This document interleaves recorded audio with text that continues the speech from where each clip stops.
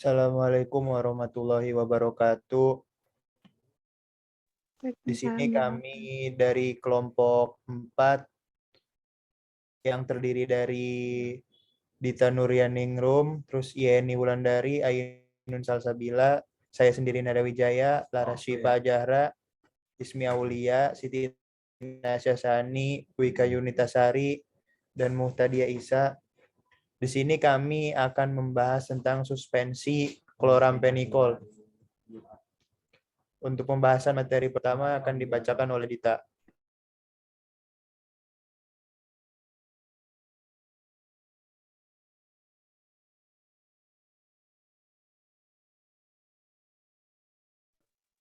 Slide-nya belum pindah.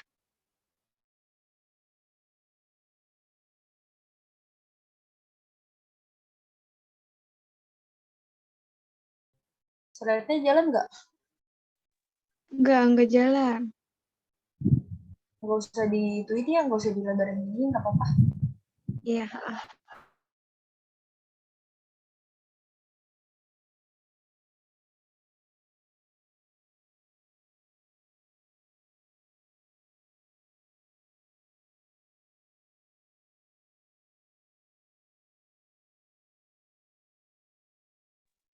Oke, yang pertama itu zat aktif. Nama zat aktif yang dipakai itu klorampenikol. Dosisnya 50 mg per kilogram berat badan per hari dibagi dalam 4 dosis dalam Pionas. Terus alasan pemilihannya itu kloramfenikol merupakan antibiotik yang bersifat larut dalam air, maka akan dibuat sediaan suspensi. Suspensi yang stabil harus tetap homogen. Partikel benar-benar terdispersi dengan baik dalam cairan. Zat yang terdispersi harus dan tidak boleh cepat mengendap. Jika dikocok, endapan harus cepat terdispersi kembali. Selanjutnya dilanjutkan oleh teman saya. Eksipien. Nama eksipien yang pertama ada NaCmC, karboksimetil selulose sodium. Sifat fisika, natrium karboksimetil selulosa sebagai bubuk granular putih hingga hampir putih. Konstanta disosiasi pK sama dengan 4,30, titik leburnya coklat pada sekitar 227 derajat Celcius dan menjadi orang pada sekitar 252 derajat Celcius. Viskositas larutan NC 1%, bobot per volume dengan viskositas 5 sampai 1300 mPas, ada di HOPE edisi 5 halaman 120. Sifat kimia memiliki pH 4 sampai 10. Tablet larutan berair stabil pada pH 2 sampai 10. Pengendapan dapat terjadi di bawah pH 2 dan viskositas menurun dengan cepat di atas pH 10. HOPE edisi 5 halaman 120. Konsentrasi dan fungsi, konsentrasi 0,1% sampai 2%, fungsinya sebagai suspending agent.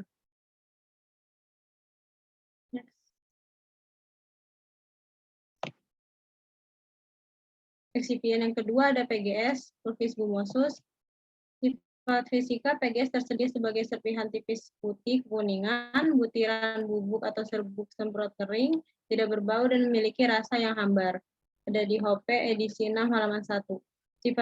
Sifat kimia memiliki pH 4,5 sampai 5.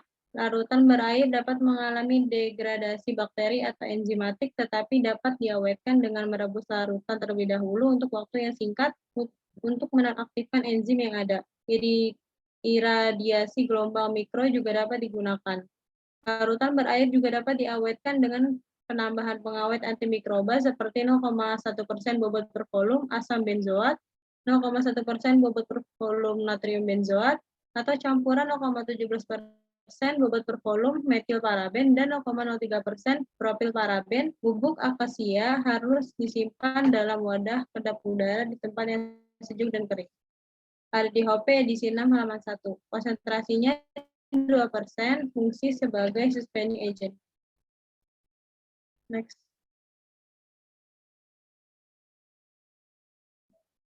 Eksipien yang selanjutnya ada polisorbat 80. Untuk sifat fisikanya, cairannya seperti minyak, jernih, berwarna kuning muda hingga coklat muda. Baunya khas lemah, rasanya pahit dan hangat. Untuk bobot jenisnya antara 1,06 dan 1,09. Untuk viskositasnya itu antara 300 dan 500. Sentistokesnya pada suhu 25%, arsennya tidak lebih dari 10 bpi, itu pada HOP edisi 5 halaman 120. Untuk sifat kimianya, dia hanya mengandung 1 gus asam lemak per molekul, memiliki ikatan hidrogen dan akseptor hidrogen. Ada di HOP edisi 5 halaman 120. Untuk konsentrasi dan fungsinya, konsentrasinya sebesar 2% dan fungsinya sebagai pembasah.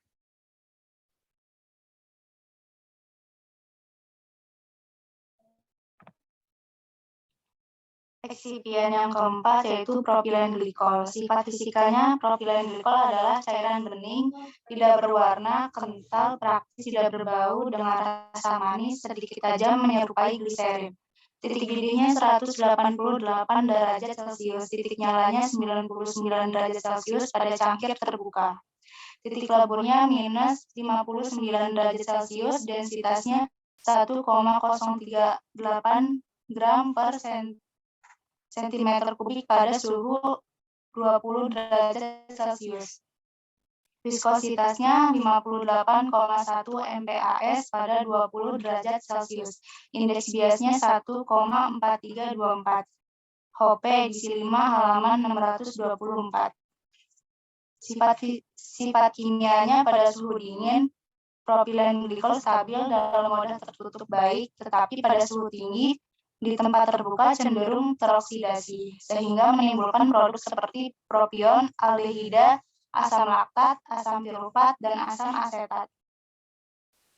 Propilen glikol secara kimiawi stabil bila dicampur dengan etanol 95%, air, larutan berair dapat disterilkan dengan autoklav. Propilen glikol bersifat higroskopis dan harus disimpan dalam wadah tertutup rapat, terlindung dari cahaya di tempat sejuk dan kering. HOP edisi 5 124. Konsentrasinya 25%, fungsinya sebagai pengawet.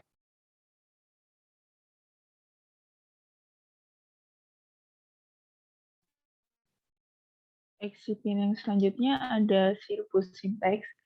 Sifat fisikanya yaitu cairan jernih, tidak berwarna, titik leburnya 180 derajat Celcius, bobot jenisnya yaitu 1,587 gram per mol dalam FI edisi 3 halaman 567. Sifat kimianya stabil pada suhu sejuk, dapat terkontaminasi dengan adanya logam berat yang akan mempengaruhi zat aktif seperti asam askorbat. Kemudian konsentrasi dan fungsinya itu 4% sebagai pemanis.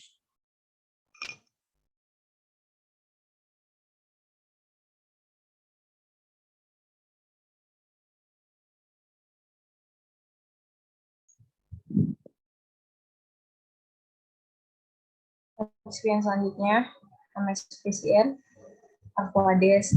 Sifat fisikanya cairan jernih, tidak berwarna, tidak berbau, tidak mempunyai rasa. Titik didih 100 derajat Celcius, densitas 1000 kilo per meter kubik.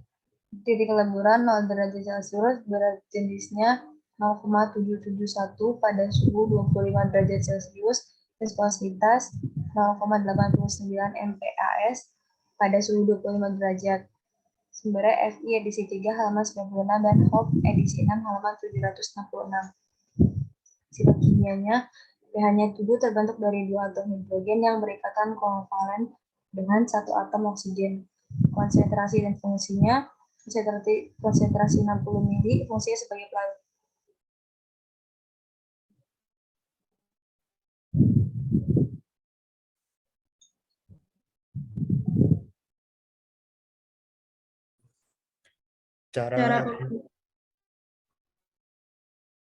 Cara pembuatan, siapkan alat dan bahan, timbang semua bahan, serbuk PGS dilarutkan dengan air sebanyak 7 kalinya dalam lumpang, CMC ditaburkan ke dalam air panas sebanyak 20 kalinya dan biarkan sampai mengembang dalam lumpang lain. Kloramfenikol ditambahkan dalam lumpang, tambahkan polisorbat 80, kemudian dicampurkan larutan serbuk PGS dan CMC ke dalam kloramfenikol sedikit demi sedikit sambil diaduk ad homogen. Tambahkan propilen glikol sedikit demi sedikit, tambahkan sirup simplex gerus ad homogen, kemudian ditambahkan aquades hingga 60 ml. Next.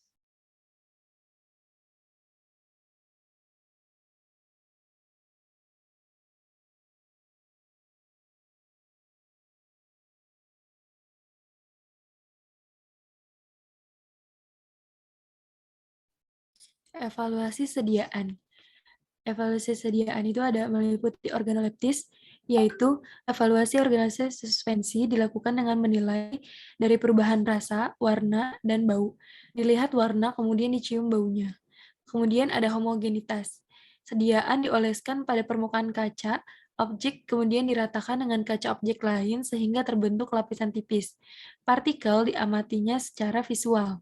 Kemudian ada volume sedimentasi, yaitu dimasukkan ke dalam gelas ukur yang bervolume 10 ml, kemudian biarkan tersimpan tanpa gangguan.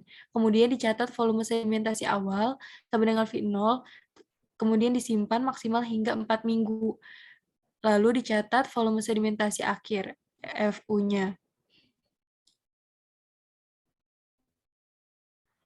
Kemudian ada waktu redispersi, yaitu dikocok sediaan yang ada pada botol, suspensi didiamkan hingga mengendap, kemudian botol diputar 180 derajat dan dibalikkan ke posisi semula.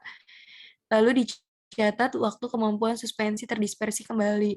Waktu dispersi maksimal 30 detik. Kemudian ada viskositas, yaitu dimasukkan sediaan dalam beker glass, dicelupkan spindle yang telah terpasang ke dalam cairan sampai ujung bagian bawah tenggelam, dan penyangga mencapai dasar beker. Penggunaan spindle harus disesuaikan dengan kekentalan suatu bahan yang akan diuji viskositasnya. Semakin besar nomor spindle, maka semakin kecil bentuk fisiknya.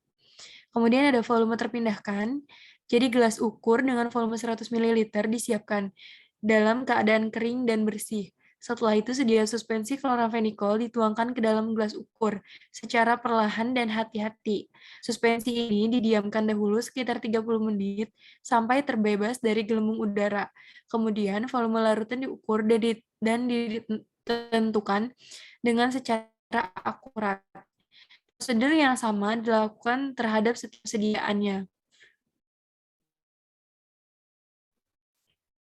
Evaluasi uji pH itu letakkan sediaan di dalam gelas beaker, masukkan alat pengukur pH ke dalam gelas beaker, tunggu sampai angka pH pada layar berhenti atau stabil. Hal ini menunjukkan besarnya nilai pH. Kemudian dicatat pH yang terlihat pada layar alat. Next.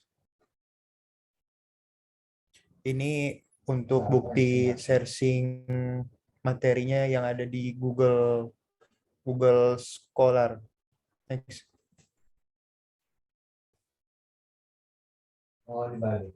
Dan ini untuk link artikelnya. Sekian dari kelompok kami. Kurang lebihnya mohon maaf.